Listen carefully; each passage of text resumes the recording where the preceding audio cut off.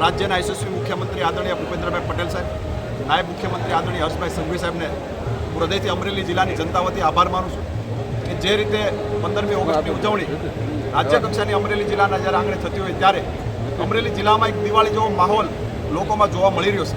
રાત્રે તમે જે રીતે અમરેલી શહેરમાં પરિવાર સાથે નીકળો, જે રીતની રોશનીનો શણગાર અમરેલીમાં કરવામાં આવી રહ્યો છે, ખાસ કરીને વહીવટી તંત્રને પણ મારી હૃદયની શુભકામના પાઠવું છું.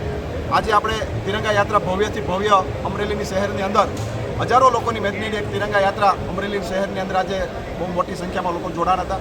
એ બદલ સમગ્ર વહીવટી તંત્રને, ટીમ સંગઠનને, ચૂંટાયેલી પાંખને પણ શુભકામના આપું છું.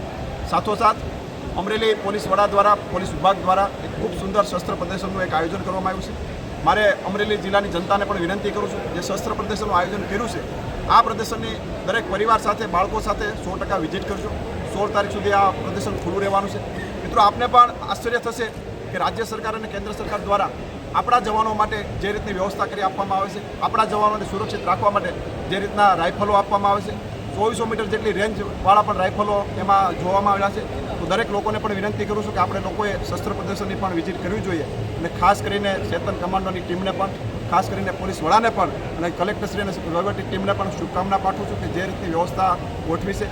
સાથોસાથ રાજ્ય સરકારનો પણ હૃદયથી આભાર માનું છું કે અમરેલી જિલ્લાના આંગણે રાજ્ય કક્ષાની જ્યારે ઉજવણી થતી હોય ત્યારે આપણા મહામહિમ રાજ્યપાલશ્રી પણ આજે પધારવાના છે.